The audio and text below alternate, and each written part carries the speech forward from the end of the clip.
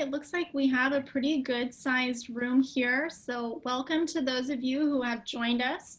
And I'm sure we'll get some more attendees as we go along here, but we'll go ahead and get the program started. So thank you all so much for tuning in on this very smoky Saturday. Thank you all for staying indoors and being with us here online instead. We're so excited that you could join us for this webinar, Elected Women Speak Up. My name is Amy Ellison, and I'm the exhibition curator at the Los Altos History Museum. And we are so excited to be co-hosting this event with the Los Altos Celebrates 100 Years of Women's Suffrage Committee. Please stay tuned for more from that committee. They will be doing a number of other events coming up, so keep your eyes and ears out for more events coming up this fall to celebrate the centennial of women's suffrage. And we at the museum are also really, really excited to be celebrating this anniversary, this really, really historic event in women's history and American history.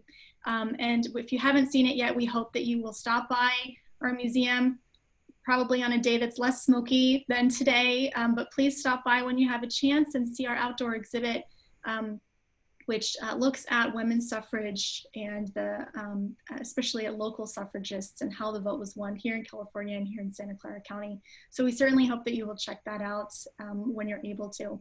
And please also stay tuned as well, because we just got word that museums are now able to open up indoors. So next month, we will be looking to expand that outdoor exhibit and move it indoors in a much larger and more exciting exhibit. So we hope that you will come back in October and check that out as well. So as we celebrate 100 years of women having the right to vote in this country, it's so important to celebrate also the women that have run for office and who have been elected to lead. And it is a very, very special moment in Los Altos right now, because we are currently the only city in California to have an all-woman city council. And we are only the third city in state history to have achieved that. So it's really a momentous time in Los Altos history, and we're so lucky to have 4 of our councilwomen here tonight to speak with us. And they will be introduced in just a moment by Vicki Reeder, who will be moderating the event tonight. And it is my absolute pleasure to introduce Vicki Reeder, although she's such a force in our community that she probably needs no introduction. Many of you, I'm sure, know her very well already. Vicki grew up in Tacoma, Washington, before moving to Mountain View with her husband, Dave. She holds a BA in Fine Arts from Washington State University. Vicki is a longtime member of the American Association of University Women and served on the board at the local, state, and national level. She is the local coordinator of AAUW's national project, Tech Trek, which funds summer science camps for 7th grade girls. She also mentors girls at Los Altos High through the Mentor Tutor Connection program. Vicki helped establish a new theater company in 1994 to replace Los Altos Conservatory Theater, which was housed in the former school bus barn. She has been board president since then. She participated in the first Follies fundraiser in 1992, and then produced, wrote, directed, and performed in the shows, concluding 25 years of Follies in 2018. So now I'm going to turn it over to Vicki, and I'd like to encourage all of you watching, all of our attendees, to please feel free to use the Q&A feature at the bottom of this screen. As we go throughout the program tonight, if anything comes to mind, any questions that you have for our city councilwomen, please go ahead and use the Q&A function at the end of the event. I will read some of the questions out to our panelists, and we'll try to get to as many as we can. So thank you for using that feature. And Vicki, I will let you take it from here. Great, thank you so much, Amy. Well, welcome everyone. And I want to introduce our panel. First, to let you know, Jeannie Bruins just had to cancel at the last minute. She's very severely impacted by the bad air, and she has lost her speaking voice. So we'll miss Jeannie, but we have with us Anita Menanderz, Lynette Lee Eng, Neysa Fligor, and Jan Pepper. I hope you can figure out who everybody is. You got to hear a lot about me. You'll have to check on their bios at some other point. I'm going to get right into the program. This is, as Amy mentioned, the second in a series organized by the Los Altos Women's Caucus with the Los Altos Library and the Los Altos History Museum, and 2 fabulous young women on the Los Altos Youth Commission that we all are so impressed with. And we've all been working since last February to plan a series of programs to celebrate the 100th anniversary of women's suffrage in the United States. You're probably aware that suffrage was hotly debated for over 80 years. And it was amended into our Constitution in 1920 by one vote in Tennessee. And the young man who was in the legislature who cast that vote came intending to vote no, but he had a note from his mom and he read it and she said, "I hope you vote yes," and he did. And that's kind of why we're all here talking about this today. It's now normal for women to vote, even though we still have lots of voting issues, as you can tell from reading your paper and watching the news. It's not resolved. But we have this unique city council that Amy alluded to. All 5 elected officials are women. Because in Santa Clara County right now, it's about 31% of the city councils in our county, our seats are held by women. And so we're doing something right and we're kind of ahead of the pack and we'd like it that way. And another statistic I thought was sort of disturbing was that only about slightly more than half of the eligible women in Santa Clara County are registered to vote. So if you think you know anyone who needs to be reminded to register to vote this year, now is the time. So let's start by talking to our councilwomen and asking them about their formative years and how they learned to speak up. When I was in school, the thing that was a kind of a constant on my report card was she talks too much. But that can be a good thing and a bad thing. And I'd love to hear from all of our councilwomen what they were like when they were young. And if you were involved in school politics or causes or anything like that. And if speaking up was something you were comfortable with. So Mayor Pepper, why don't we start with you and then we'll just go around and talk about this for a few minutes. I think, Mayor Pepper, you're muted. You're right. Okay. Thank you, Vicki, for moderating this today. And thank you to everyone for coming. I don't think my teachers ever said that I talked too much in class. I was very quiet. I was very shy. And, you know, it was hard for me to speak up. It took a long time for me to feel comfortable doing that. When I was in high school, I did run for an office in our high school, the Commissioner of Buildings and Grounds, which was, yeah, kind of a, you know, lower level position, but basically we planted flowers around the campus to make it look nice. And I was also in a singing group. I played the piano and occasionally sang, and the music teacher really, really wanted me to sing. And finally, one time I sang solo and he was so excited that I finally sang. I got cast in the role of Louisa in The Sound of Music. So that was probably when I first started speaking up. I also did some speech contests in high school, but overall I was really quiet and shy, and it took me a long time to feel more comfortable speaking up. Great, thank you. Lynette, how about you? It looks like you're muted too. Yeah, I unmuted, thank you. Well, traditionally, Asian women have been taught to be silent and stand by the sidelines. So growing up in Hawaii, although diversity was celebrated there, we just had a tendency that we were not supposed to be as vocal or stand up and be outspoken. But personally, I believe, along with Melinda Gates, that women speaking up for themselves for those around them is the strongest force we have to change the world. Since I've come to California, it's been a big influence on me that I have learned to speak up when I feel that things aren't right, when people are not treated fairly. We should learn to, as well, speak up for others who are not able to.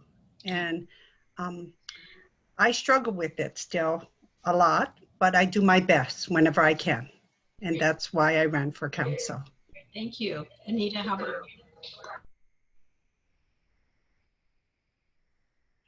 Well, I was a lot like Jan. I was a very, very quiet, egghead, bookworm kind of kid, the older of two girls. And one of my friends once described me that not being a wallflower, but the paste behind the wallpaper.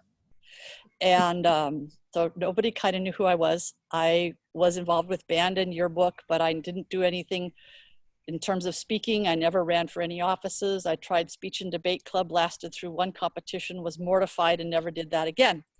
The first time I guess I really spoke up about something was when I was going to go to college and I was being courted by Stanford. And then I found out that they didn't let women play in the marching band. And so I sent a really obnoxious letter to Stanford and told them that I would not be going to Stanford and why. A year and a half later, they let women in the marching band, but by then I was somewhere else. And then the next time I really kind of spoke up was really not until I was in my early 20s and working. And I was working for the federal government. We had just celebrated what we called Bicentennial Women's Year, 1976.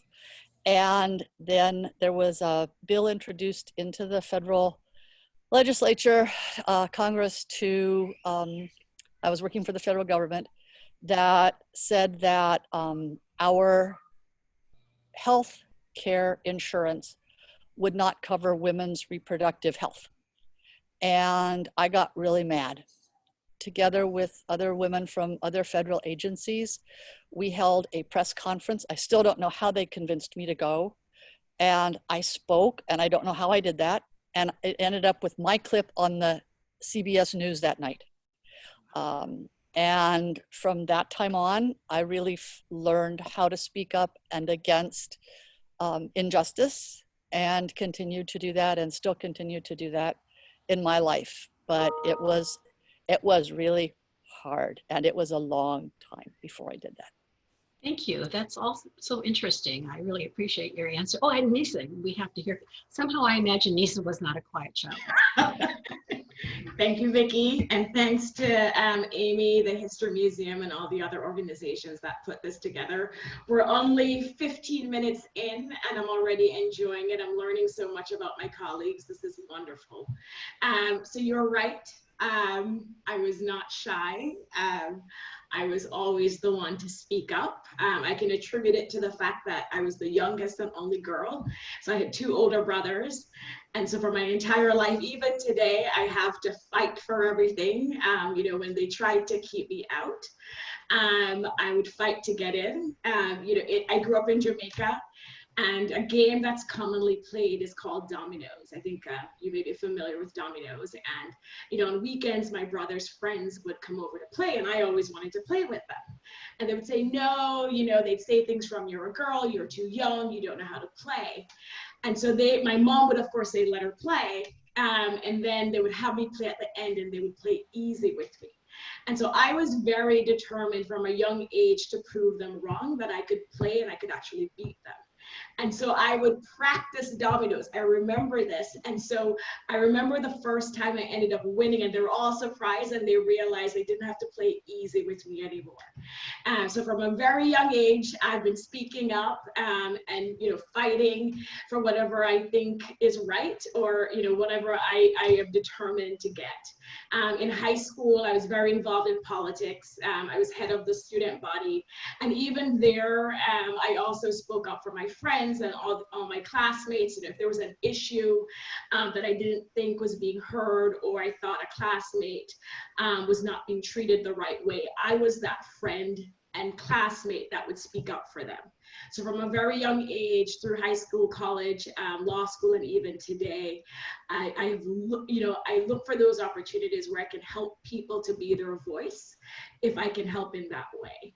And I heard Anita and Jan talk about the debate team. I was a member of the debate team. I was a president of the debate team, both in high school and also in undergrad.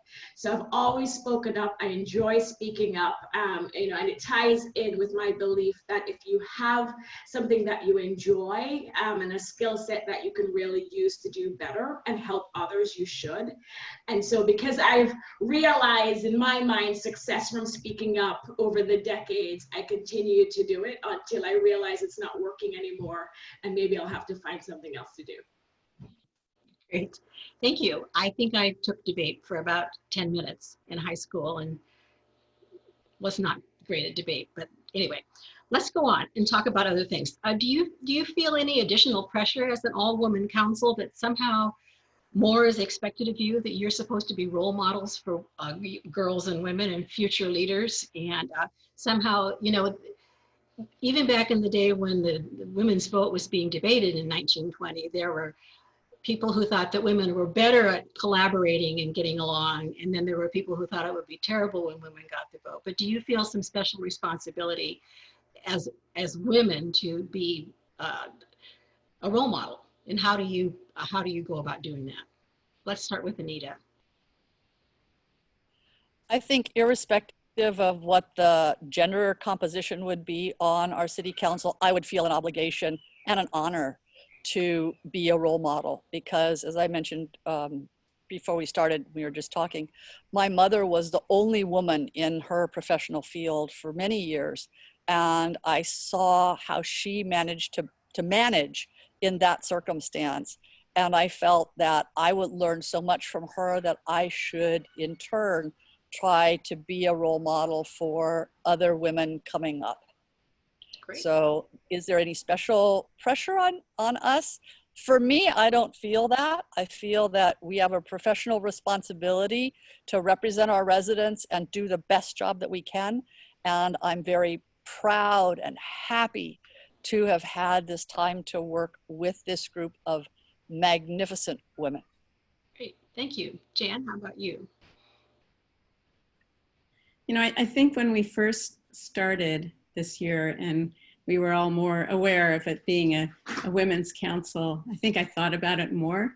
Now that we've been online so much, it's really just working with other colleagues, and it doesn't really matter what the gender is. The issues that come before us are not gender related per se. So I think it's really just trying to do the best job we can to come to consensus, to try to have good discussions and make sure that we bring out all the important issues that we can. So I don't really think about it too much anymore, but this is a good reminder, and hopefully we are setting a good example and are getting some important things done this year. People will look back at us and say those women did a good job. Great. I did notice, I actually went through and counted that who's on our city commissions and committees, and it's about 2-to-1 male to female. So there's some work you guys can think about doing later. So Lynette, how about you? How do you feel about being a role model? Well, I concur with what my fellow council members stated, that it really isn't about gender. It's always just about when you're in the position of being a leader or representing others. I think it's portraying yourself at your best. As a female though, and as an Asian female, I think it really makes a statement for other Asian females, because like you said, how much of people within your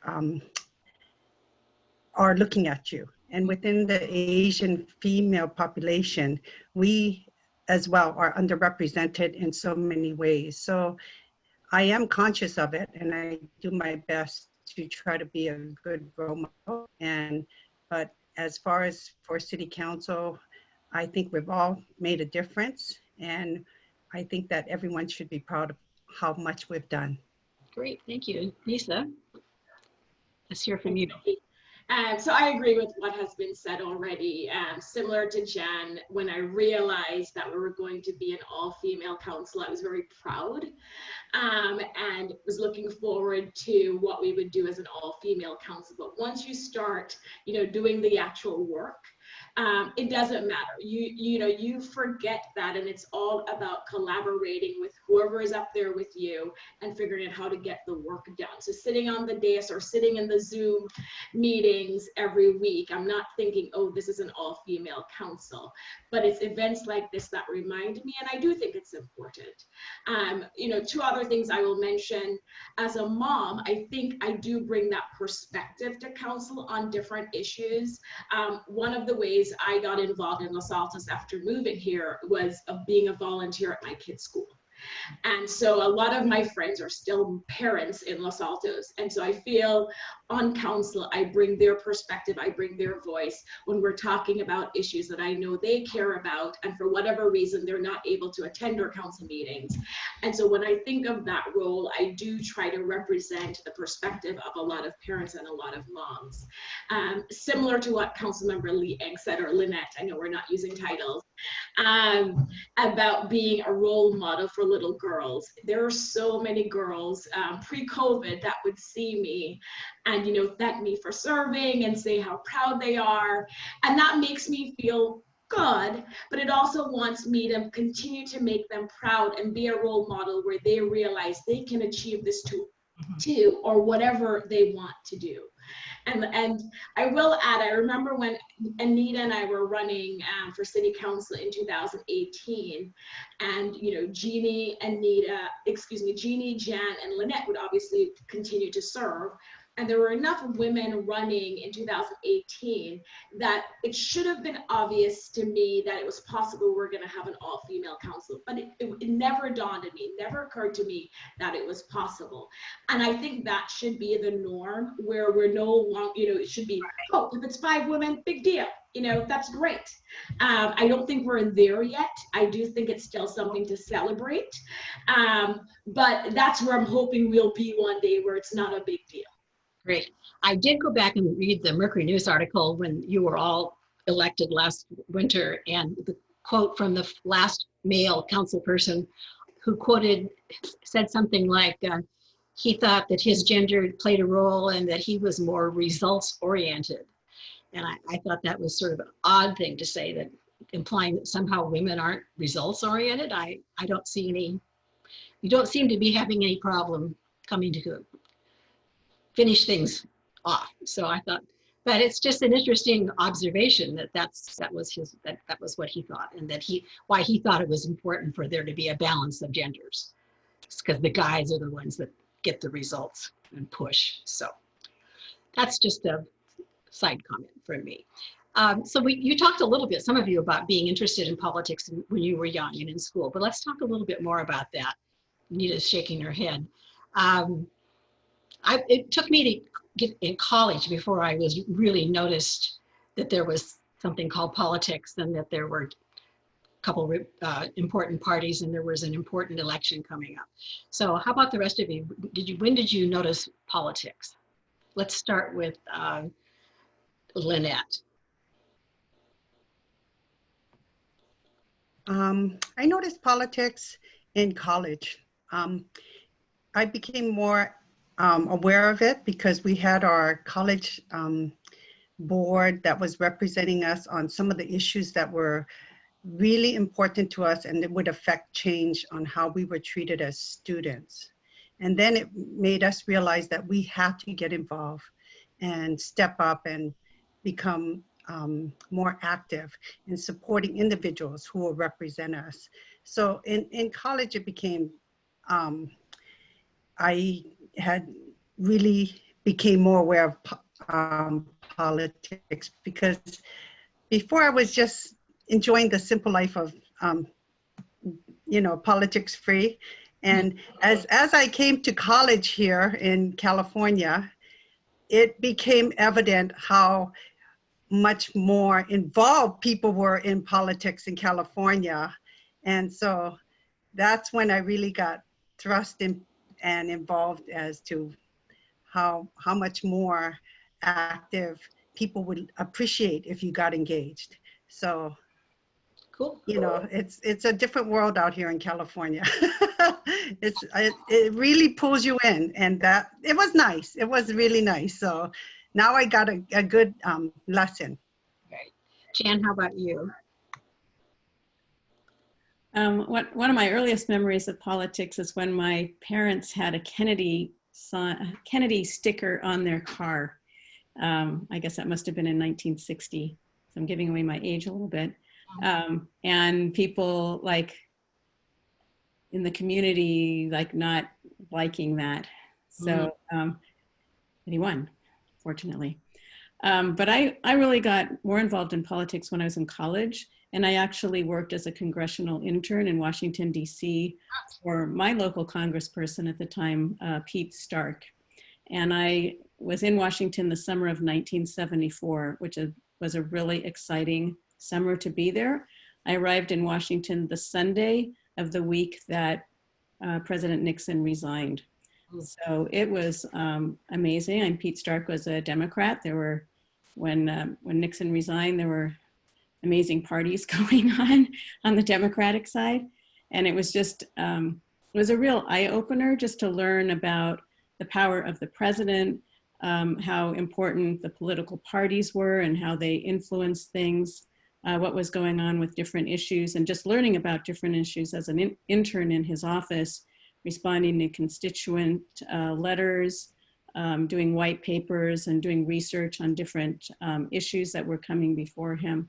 So it was really a great education on what politics is all about and how important it is. And that's, one of the key ways that we can make big changes in our country, especially at the federal level.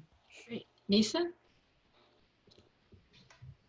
So I grew up hearing about politics since I was a little girl. So in my family, and my mom's family is huge. My mom has 7 siblings, and our house in Jamaica was normally the gathering place for her siblings and my cousins to get together. And I'd say the 3 main topics of discussion in our house were always sports, family gossip, and politics. So I've been talking and hearing about politics since I was a little girl. I was always fascinated by politics and intrigued. My parents and grandparents also volunteered in the community. They never ran for office, but they were always volunteering for the local political party and going to different events. And so I knew a lot of local politicians through my parents.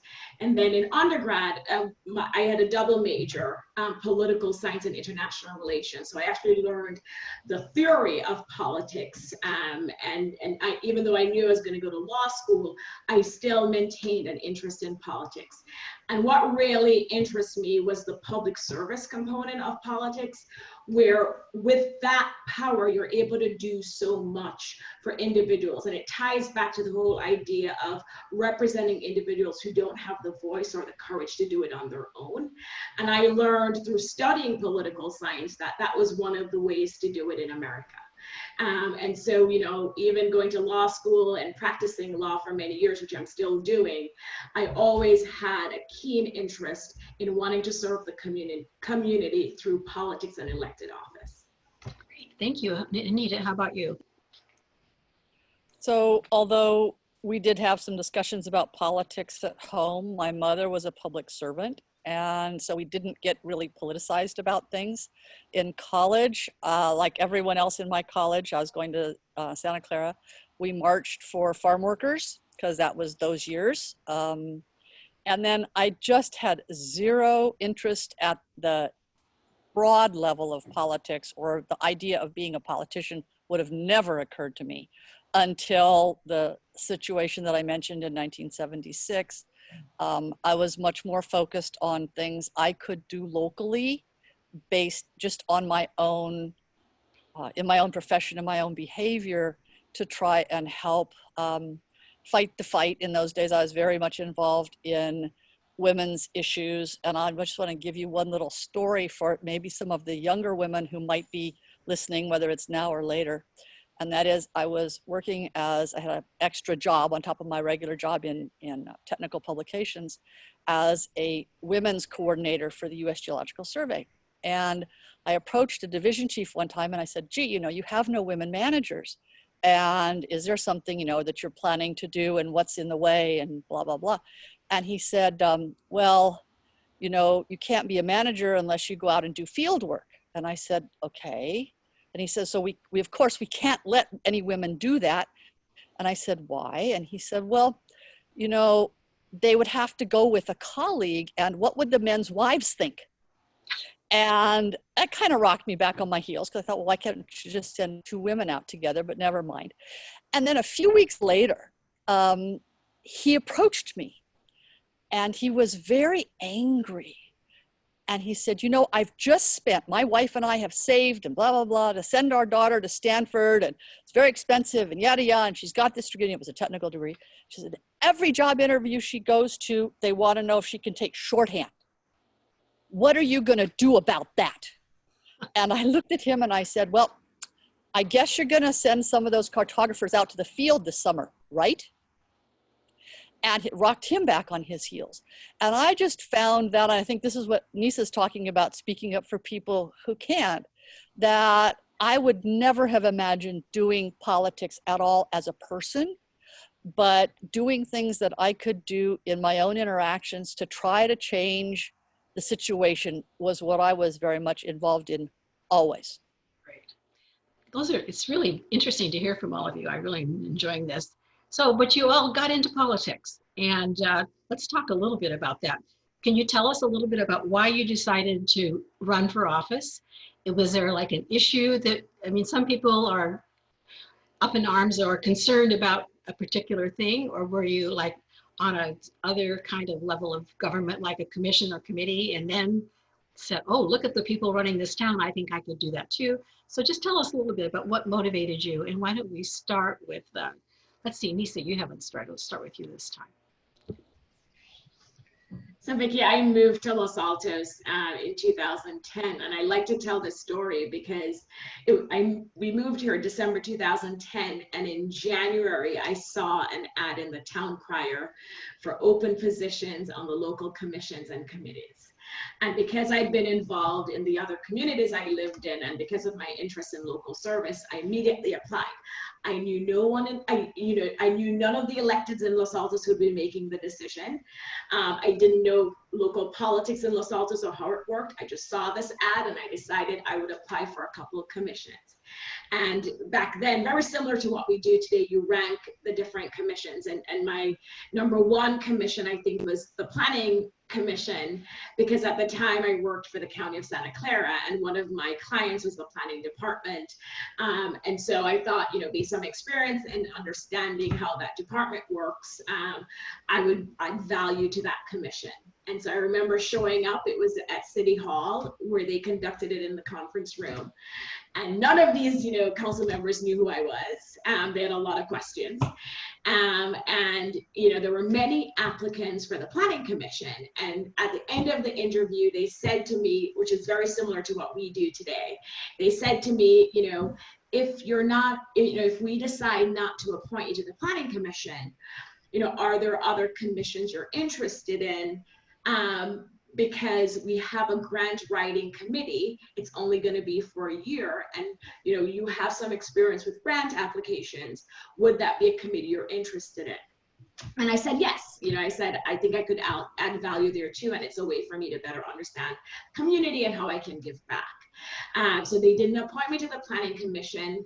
Instead, they appointed me to the grant writing committee, and I have to say, I'm happy they did, because it was basically putting my toe into local service, into Los Altos, and it was a great experience. I became vice chair of that committee and got to know the staff really well, because this was a hands-on project that we were working on and figuring out how Los Altos could better position itself to receive grants. And so we benchmarked different jurisdictions, and I understood what Los Altos had at the time and what we needed to improve. Fast forward to when my term was up, I decided I was going to apply for another commission. And I remember people saying, well, you know, you should apply for the planning commission, and encouraging me to apply to different commissions. I was appointed to the Parks and Recreation Commission, and it was the best thing, again, that ever happened to me. I do believe everything happens for a reason. Eventually, I became chair. And what I loved about that commission is everybody I served with on the commission at the time, we all had the same goal of how can we improve, you know, the parks and the rec programs we provide. We were all collaborative. It was fun, but we just all had that same goal and mission. And what I appreciated about that was it made me want to serve even more. And so I went from the Parks and Recreation Commission to the El Camino Healthcare District Board, which you're very familiar with, Vicki. Your husband and I served together. And that gave me a broader perspective because the district covers more than just Los Altos. And so that was another opportunity to serve the community and give back. I also did the Los Altos Lead program, and I'm a member of the Los Altos Women's Caucus. So I've been involved with different groups in Los Altos, but the issue that I would say that drove me to run in 2016 was safe routes to school. I'm going back to the fact that many of my friends are parents. My son, who is now 12, but back then he was one of the first kids to start biking to school, and a lot of his friends lived on the other side of San Antonio. And I remember I would be talking to parents about it. Oh my gosh, I can't believe you have William biking to school. You know, it's not safe. And for me, I felt it was safe enough. But that's when I realized that we really needed to do something about our streets to make parents feel safe enough to have their kids bike and walk to school. And so that's when I started following city council meetings at that issue and start talking to other people who had the same interest. So that would have been the issue that really prompted me to run in 2016. Great, thank you. Anita, how about you? So I had had no exposure to city government except for one time when my daughter was very small and the issue came up of banning leaf blowers. And I had a 10-week preemie who did not sleep well, and it would never fail that I'd finally get her to sleep and the leaf blower would take off. So when Myra Ora, and I'll mention her because everybody knows she started that, got that issue going, I actually went to a city council meeting and spoke, and that was the one and only time that I was at a city council meeting in the first 30 odd years that I lived in town. I was busy being a mom and running my own business and trying to keep my husband afloat, who was working at a startup, and so on. And then a few years, fast forward a lot of years, and there were a lot of changes that happened on First Street, and the council decided to have a walking tour with Megan Satterley of what had been built in downtown, kind of looking at why people didn't like some of it and so on. And they did several of those, and I went to either both or three of them, I don't remember. And I thought, you know what? I understand what the issues are here, and it takes a lot of analytical work that I'd never really thought about what zoning in a town really did and what land use and planning really did. And there was a meeting in City Hall after one of the tours, and they let people ask questions, and I raised my hand because I wasn't shy anymore, and asked a question. And then later there was a decision by the council to start the Downtown Buildings Committee. And so I applied for that, and I interviewed, and for whatever reason, they put me on the Downtown Buildings Committee with 10 other residents, and I discovered to my great delight how many brilliant, wonderful, giving people there are in our city. And over the course of the 16 months, more or less, we did a lot of stuff, and I went to a lot of planning commission meetings, and eventually I went to city council meetings, and then there was a position on the planning commission. I applied for that. And someone had figured out, I think it was Mary Prochnow, who said, well, at least she'll do the work. So she knew I would do my homework. And I got appointed to planning. And I had no intention of running for city council. But after I'd been on planning for a year, I went, you know what? The people who actually make the decisions are those guys. So I guess if I'm really going to have an effect, I really need to be one of those guys. And that's why I ran for city council. But nobody who has known me all my life would ever have imagined that I would do this. Unlike Neysa, who was maybe born to be in politics, nobody believes that I'm a city councilman. They're just stunned. I want you to know that I believe I was in the audience of the city council meeting. My husband was on the council when Myra came with her tape recorder and played into the microphone the sound of the leaf blower. That was my introduction to Myra. And I do. So Jan, tell us a little bit about your background. and why you decided to run. Well, I've lived in this town since 1985, and I'm a mom as well. I think all 5 of us on the council are moms, and with different age children. So, you know, I've just been here a long time. I've met a lot of people over the years, and I got involved in the local League of Women Voters. And when I first joined that, they gave me, they asked if I would take on the small assignment to be the candidate forum chairperson, which is like the biggest job that they have. Oh, it won't take very much time. So I organized the candidate forums, and I got to meet the candidates from running for lots of different offices, Los Altos Council, Mountain View Council, and learned about their backgrounds and realized that, you know, I could do that too. And then also at my job at the time, I was working for Silicon Valley Power, which is the municipal utility for the city of Santa Clara. And I was working with council members there in Santa Clara who were serving on different joint power agency commissions. And I would advise them as a staff person on how to vote for on certain items. And, you know, the person I dealt with the most was a retired policeman who was on the Santa Clara City Council. So I realized you don't really need a degree in city council. You just need to have the interest and, you know, the willingness to do the work. And I also took the Los Altos lead class. I was involved in Greentown. So I decided to run. Actually, a friend of mine encouraged me to run. So I decided that I would run. It was a female friend, in fact. So I would say that, you know, the kinds of issues that I was most interested in when I ran are more the environmental issues, because that's kind of the field that I am in, and green energy and things like that. So I decided to run, and I won. You did. That's great. Lynette, let's hear from you now. Okay, thank you, Vicki.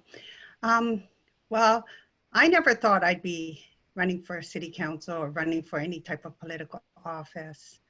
I was satisfied serving on a commission, you know, supporting our council members. I served on the Parks Commission for 11 years. Then I went on to the grand jury, the Santa Clara Civil Grand Jury. When you get on the Santa Clara Civil Grand Jury, it highlights some of the things that have occurred and what changes need to occur. And I always feel that if you want to be a positive force for change, that you just step up and contribute. I've done so on the League of Women Voters Education Committee. We've made changes to educate people. And educating people is a big part of it.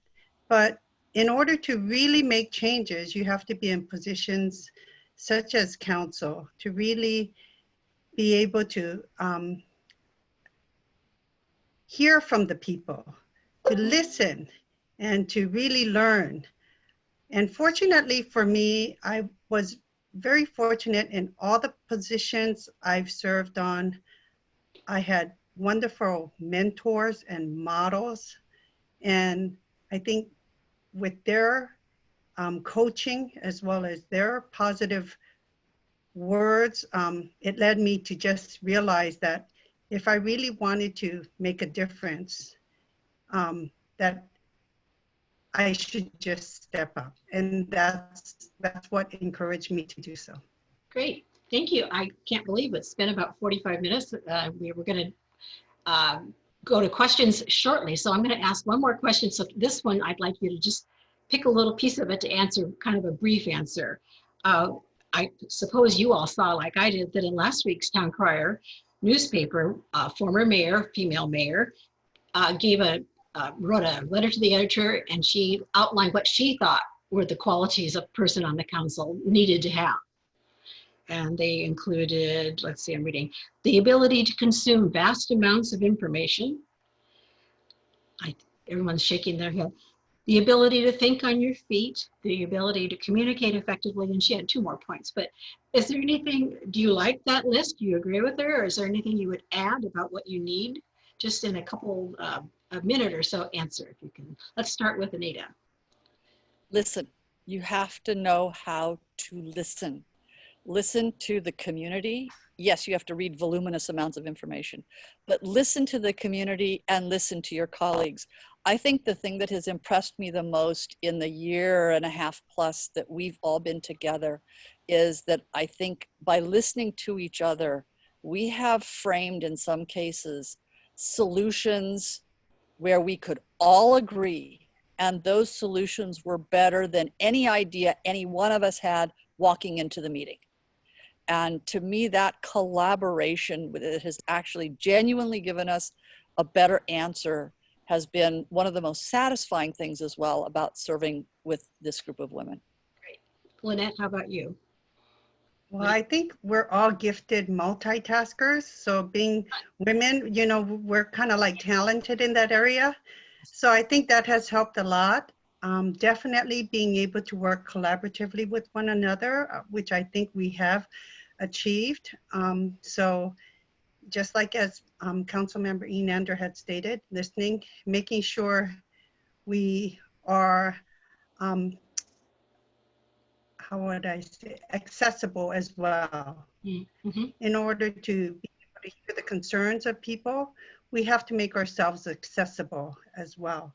So being able to do that, work collaboratively with each other, we can all get things done. Okay. Thank you. Jan, how about you? What have you got to offer us? I would agree with listening. You learn more by keeping your mouth shut than by talking. So if you're being a quiet person and not being the one who uses a lot of airtime, I like listening, and you know, both to the residents and to the staff and to my fellow council members. I think that's what's really important, and to build on what others have done as well, looking at what other cities or counties have done to learn. So I would say that's really important, as well as having, you know, being able to read a whole bunch of stuff. Reading a lot of stuff, yes. Excuse me? Neysa, do you want to weigh I in? agree with everything that has been said. I will add two things. I do think you need to be open-minded and flexible. So when you're running a campaign, you know, you make all these commitments and you have to explain the issues you care about and how you're going to approach making decisions. But I think serving on council, you have to come with an open mind where, you know, it's a legislative body where you're going to have to make compromises and listen to others and work with others in order to get that solution for the community. So I do think serving on council, you don't come in with a closed mind, come in with an open mind. You know, you may be passionate about certain things, but still come in knowing that you may have to compromise for the better of the community.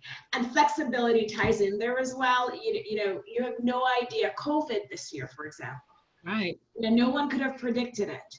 And so as a council, we had to pivot and be flexible in how we approach different things and made our decisions. Great. So unless we have some questions, can I ask another question, Amy? Thank you. So what do you have any advice for, especially for young girls, but for anyone who's interested in getting involved in deciding to run for a local office? And is there anything you wish you had known before you were elected? So let's start this time with Jan.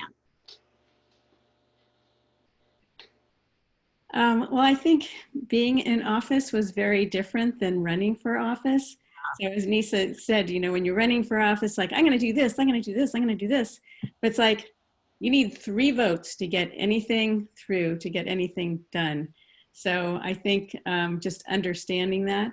But as far as people thinking about running, you know, I would encourage everyone to do that. I'm always happy to talk to anyone who's interested in running and you know, try to give them the wisdom of my experience, however that might help them, and to, you know, have a group of people that's there to support you. Because certainly when you run for office, you can't do it on your own. You have a committee of people that's helping you do lots of things, get signs out there, think through your platform, you know, figure out what you should be wearing, and you know, just little things like that, so you can project yourself the best way possible.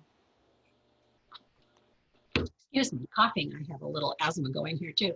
So Lynette, what about you? What is your advice for people thinking about running?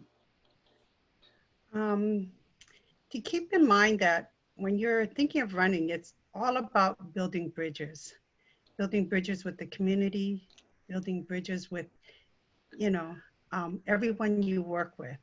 It's about building relationships, making sure that you are continue to remain present and not just state that, you know, you're going to be there for the election, but you're going to be there with them through the long haul. So it's about continuing to remain engaged with the people you have formed relationships with. So always be willing to make yourself engaged, continue to remain engaged with everyone you touch and everyone you've reached out to. So, and let them know that you're there to represent everyone, and you will always be there to do so. Thank you. Anita, how about you? Well, I'm going to show my old management consulting bias here and say, do your homework. Understand how the city runs. Understand how the budget works. Go to at least one of every commission's meetings. Find out what issues they're dealing with, how they work, what they care about. Those are the people you would be working with and that you're relying on in addition to your staff. Understand the issues, attend city council meetings. So it's a lot of learning and educating yourself about what the real issues are. I did a crazy thing. I took the last 2 years of city council meetings and I went through and I figured out what kind of topics had been covered for 2 years. And therefore, what were the things that they cared about? How much of it was dealing with the budget? How much of it was dealing with land use? How much of it was something else? How much of it was stuff I had no flipping clue what it meant? And then tried to figure out, okay, I don't know anything about that. How do I figure out what that was about? So that you really do understand the city. Because if you run just because there's one thing you want to do, I don't think you'll really be successful, and I don't think you'll be serving the city the way the residents expect. Great, thank you. And Neysa? I'm going to pick up where Anita left off, and I agree with everything that has been said. I think if someone is thinking about running for office, find an issue or issues or something that you're genuinely passionate about. Authenticity goes a long way, starting with when you start engaging with the community and you're campaigning. You know, that's something people will see through quickly. If you're faking it just to get elected, they will ask you very specific questions on different issues and your positions. And so do your homework, as Anita said, but also, you know, care about it. Care about whatever you really want to do for the community, and understand it's not for you or your 10 friends in Los Altos. You're going to be making decisions that impact everyone in Los Altos in some form. So it's a big responsibility. You know, what I wish I had known, you know, especially with COVID, we've had to change a lot of our priorities and our scheduling. And I think, you know, you may not have control over your schedule, because there are things that we need to get done for the city, and that has to take priority over everything else you have going on in your life. And I know, Vicki, we did talk about the work-life balance, but that's something I think is important for people to realize. This is a big responsibility. And so I encourage anybody who's interested in running, please do your homework. If it's something you're passionate about, run. You know, I always tell young girls when I talk to them, you know, get involved, run. You know, if you don't win, run again. But that's what I would say to anyone thinking about running. Thank you. So Amy, do we have any questions from our audience? Yes, we do. We have a couple of questions. So the first question is from Mimi. She says, "Thank you. I'm enjoying this I'm enjoying this panel discussion very much. Growing up, did you have a favorite female public leader that you admired, or a favorite book that influenced you in your political life?" Raise your hand if you want to answer first. Anita? No, mine is simple. There weren't any that I knew of. I followed my mom. Great. Jan. You're mute there. Yeah, I don't think this was someone when I was growing up, but one female leader that I read an autobiography about was Golda Meir. And she actually was an American who moved to Israel and became the prime minister. But her story is just fascinating, and I found that to be really inspiring. Anyone else? Neysa. So I'll just quickly mention one of my favorite books, Animal Farm. And it's the true essence of politics, where you understand human nature and how people can change, you know, when they acquire power. And so I really enjoy that book. I've recommended it to many people. So that's one book that I think is a good intro into real politics. Lynette, do you want to add anything in here about a woman politician you admired or a book you really liked? Well, you know, there are so many other women politicians, but that I admire, and too many names. Okay. So but everyone have been wonderful role models. Great, thank you. Amy, more questions? Yeah.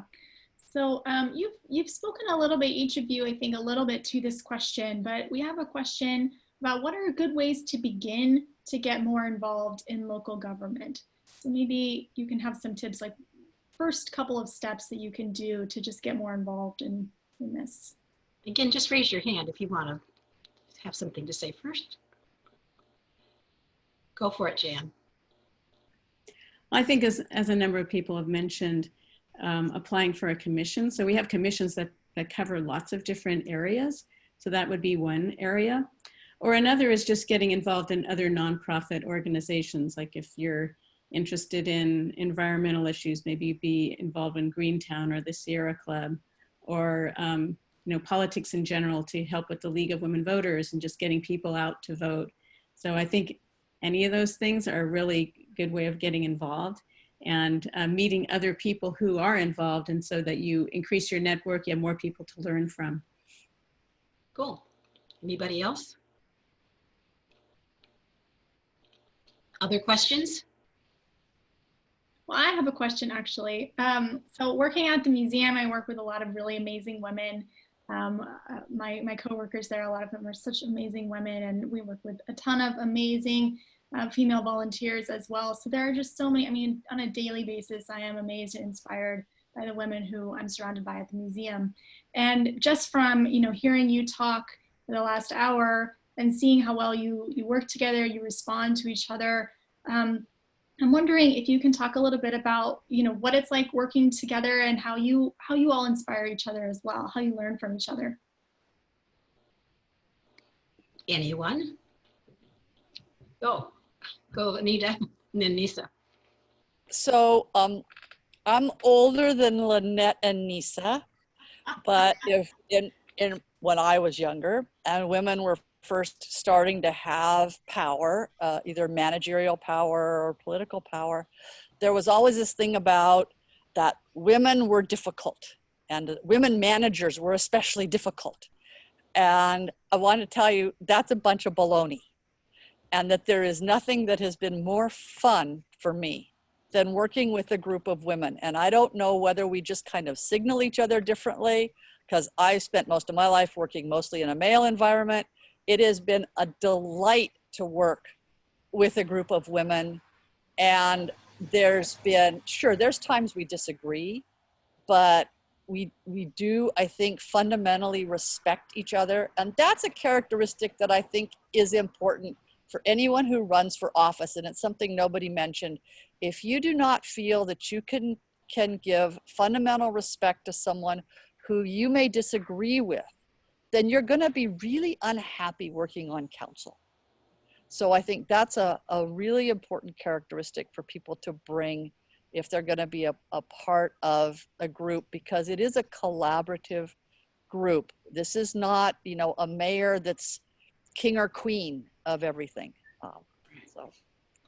Neysa? Anita, that's exactly what I was going to say. You know, even when we disagree, we all respect each other. And that's something I appreciate so much.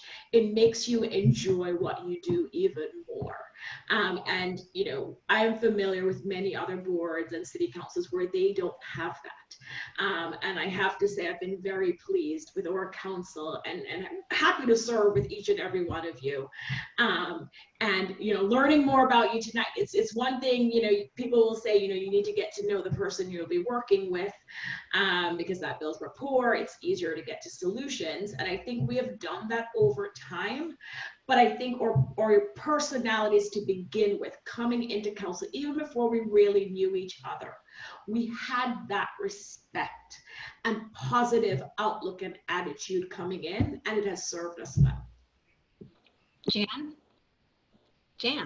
Yeah, and I'll add to this as well. I think I agree with whatever everyone has said so far, but also I think one of the interesting things is that we all come from different backgrounds and different perspectives.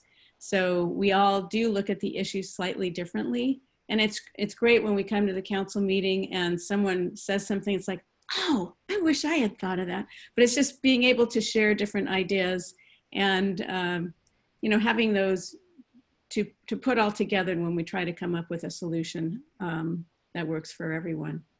Great. Lynette, do you want to comment? Well, I think it's women have a like Jan had stated, we really bring unique perspectives, you know, to the political discussion. And I think us all being mothers, we always listen to what we've always taught our kids, to be respectful to one another, to be mindful of what we do. And I think we're cognizant of everything. We're always teaching children and others. And so I think we carried that through with one another. So it's been very helpful. Okay, thank you. So it is a little after 6. Amy, do you want to wrap or should we chat a little longer? Yeah, I think this might be a good place to wrap it up. Did you have some closing? I do. This has been totally interesting for me. I'm sorry we didn't get to the work-life balance question. I think that would have been, another time we'll do that. And it's interesting. Parenting certainly prepares you for a lot in the public sphere, shall we say. But on behalf of the Women's Suffrage Committee, I want to thank you all very much for taking this time to speak with us. It's been very enlightening, and we're perfect. I mean, everything's great, and there are no problems in our town, and you're all totally on the same page, and that's fabulous. So we want to congratulate you for your unique contributions to governing and for being those role models that will encourage more women to step up and speak up. And I'll let Amy have the last words and say goodbye. Yeah, well, I will just echo Vicki and thank all our councilwomen for speaking with all of us tonight. And thank you, all of you attendees, for tuning in. We really appreciate you coming and supporting this event. And we hope that you take the time to go and check out the museum's outdoor exhibition on women's suffrage. And we hope that that inspires you as much as our councilwomen have inspired us tonight. So thank you all. Have an amazing weekend, and we'll see you soon. Bye, everybody. Thank you. Good night. Thanks for joining. Thank you. Thank you.